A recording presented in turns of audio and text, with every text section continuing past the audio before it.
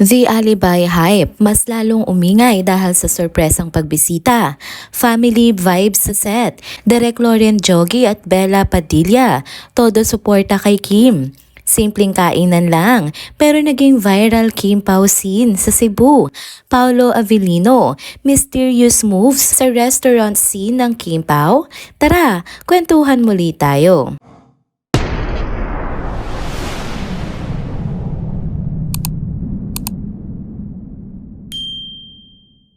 Hello mga ka-trenders! Welcome back muli sa ating channel. Kung bago pa lamang kayo dito, huwag nang kalimutang mag-like, mag-subscribe at i-hit na rin ang bell notification para lagi kayong updated sa mga balitang trending at napapanahon.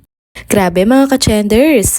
Trending na trending ngayon sa social media yung sobrang sweet na moments ni na Direk Lauren Jogi at Bella Padilla nang dalawin nila si Kim Chiu sa set ng bago niyang teleserye na The Alibay. Kung hindi nyo alam, si Direk Lauren talaga yung parang nagbukas ng pinto para kay Kim Chiu sa show business. Siya yung nakadiskubre sa kanya at nagbigay ng chance sa makapasok sa Pinoy Big Brother noon.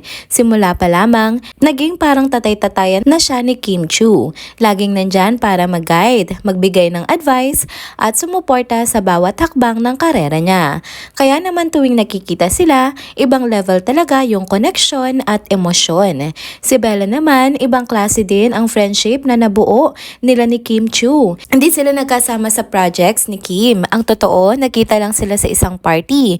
Tapos parang nag-gate crush lang sila ni Bella doon. Pero ayun, biglang nag-click agad sila after noon. Yung tipong instant connection, nagkatawanan, nagkapalitan ng mga kwento at mula noon naging close na sila. Hindi mo aakalain na ganun lang nagsimula pero hanggang ngayon matibay pa rin yung samahan nila. Kaya nung dumating sina Direk Lauren at Bella sa set, ibang saya talaga ang naramdaman ni Kim.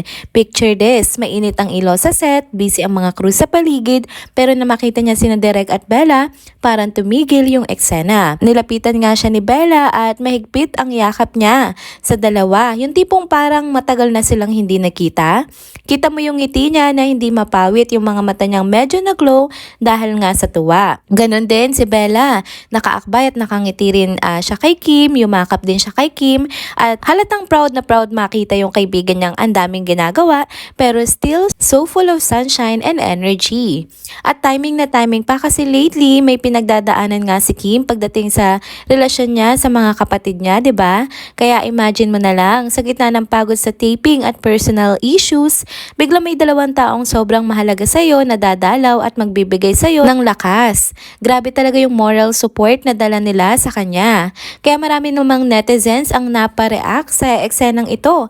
Ang common na sinasabi nila, ibang klase yung closeness ni Kim sa dalawa. Hindi lang basta friendship o trabaho, kundi pamilya na talaga ang turing nila sa isa't isa. Sa show business na madalas puno ng kompetisyon at intriga, nakakagaan ng puso makita na may ganito pa ring genuine relationships. At yun nga, bihira na ngayon yung ganitong klaseng effort. Yung kahit busy ka sa karir mo at may sarili ka ring mundo, maglalaan ka pa rin ng oras para lang iparamdam sa kaibigan mo na nandyan ka lang para sa kanya. Kaya para kay Kim, hindi lang ito simpleng pagbisita. Isa itong malaking yakap ng pagmamahal, suporta at assurance na hindi siya nag-iisa. Para naman sa mga fans, mas lalo nilang nakikita kung gaano nga ka-genuine si Kim at kung gaano siya kamahal ng mga tao sa paligid niya. Kaya ayun, hindi na nakapagtataka kung bakit ang bilis mag-viral ng mga pictures na ito. Hindi lang siya simpleng kuha, isa siyang captured moment na puno ng emosyon, pagmamahal at totoong koneksyon. Paalala na sa kabila ng fame at challenges, ang pinaka-importanting bagay ay yung mga taong laging nandyan sa tabi mo, sa hirap man at ginhawa.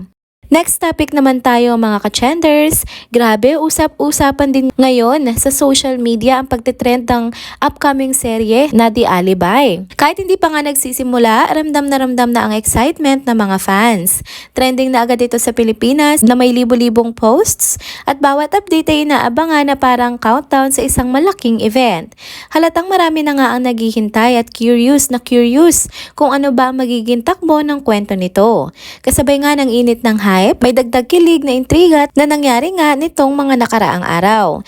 Sa pagbisita nga ni na Direk Loren at Bella sa Cebu para sa taping ng Kim Pao, hindi na nakapagtataka na bumuhos nga yung mga pictures at videos online. Parang bawat kuha, bawat galaw sa set at sa labas nito ay agad na kinukunan at pinupost ng mga fans.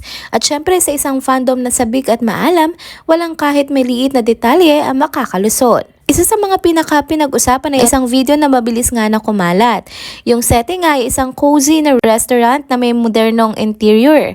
Pulang placemat sa mesa, neatly arranged na mga plato, tasa ng kape na may umaalab pang usok at ilang pinggan ng salad at side dishes na halos untouched. Sa harap ng kamera makikita nga si Kim na nakaupo sa dulo ng mesa.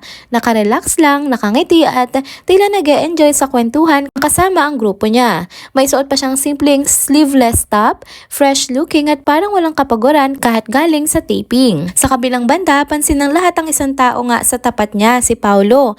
Habang ang iba ay engaged sa usapan, si Paolo naman ay nakatungo, nakasuot ng simpleng oversized shirt at may cap na halos sumasakop sa buong mukha niya. Para bang gumagawa ng sariling mystery scene sa gitna ng casual na kainan, imbis na makipagngitian nga sa camera, mas pinili niya manatiling low-key at tinakpan niya nga ang mukha at naghalukip-kip.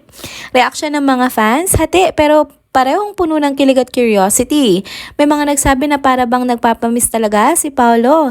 Isang style para mas lalo siyang hanapin. May iba naman na nagbiro na baka gusto lang niya magpahinga saglit mula sa spotlight.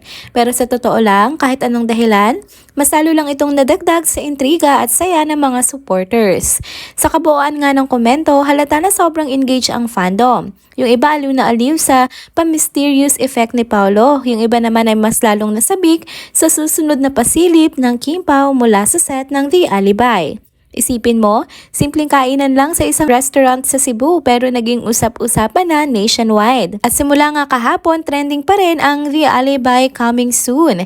Mas lalo pang umaapoy ang anticipation ng mga fans at netizens online. Kung sa simpleng behind the scenes pa lang ay ganito nakainit ang diskusyon, paano pa kaya pag lumabas na mismo ang teaser at ang mismong teleserye, diba? Mukhang magiging isa ito sa mga pinaka-aabangan sa mga darating na buwan. Isang proyekto na siguradong bubuo ng bagong alaala para kina Kim at Paolo, lalong-lalo na sa kanilang mga fans.